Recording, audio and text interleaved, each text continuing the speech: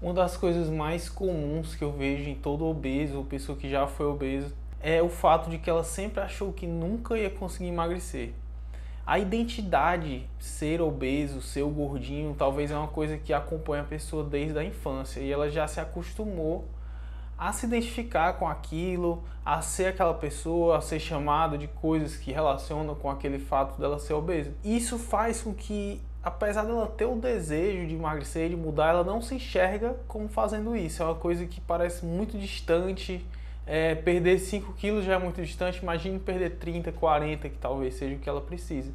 Então, é muito comum todo mundo que está nesse ponto se identificar com ser obeso, com ter o sobrepeso, com ser o gordinho da galera. Eu já emagreci 50 quilos e para mim sempre foi muito presente esse sentimento, ainda quando eu era obeso, de não me enxergar magro, não me enxergar diferente daquilo.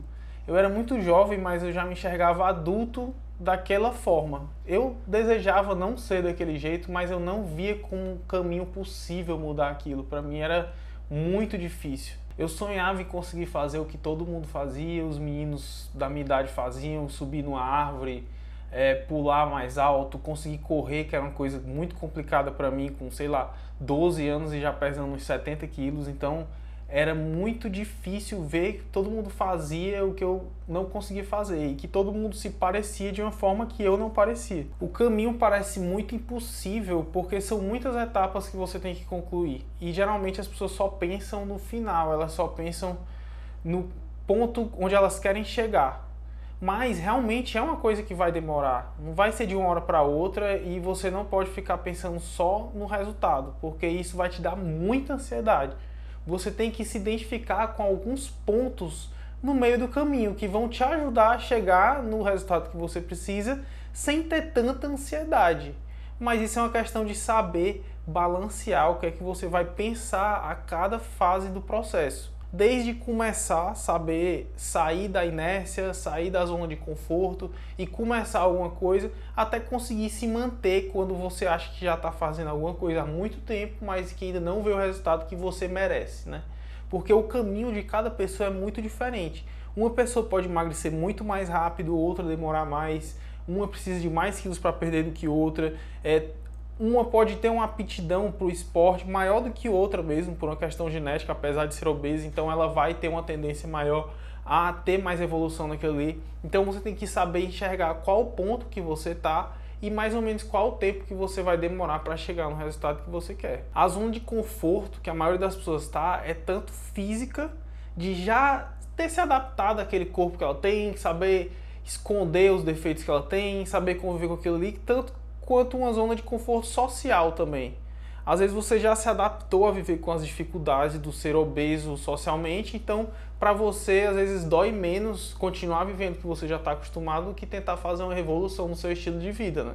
Que é o que você precisa para sair desse ponto e voltar tudo de novo e ser uma pessoa magra. Na minha jornada pessoal, eu consegui desvencilhar muito essa questão da identidade do ser obeso desde o começo. Apesar de manter alguns traços sociais, por exemplo, onde eu não me enxergava ainda como uma pessoa magra, apesar de já ser, mas eu consegui desvencilhar bem assim que eu me dei como magro, né?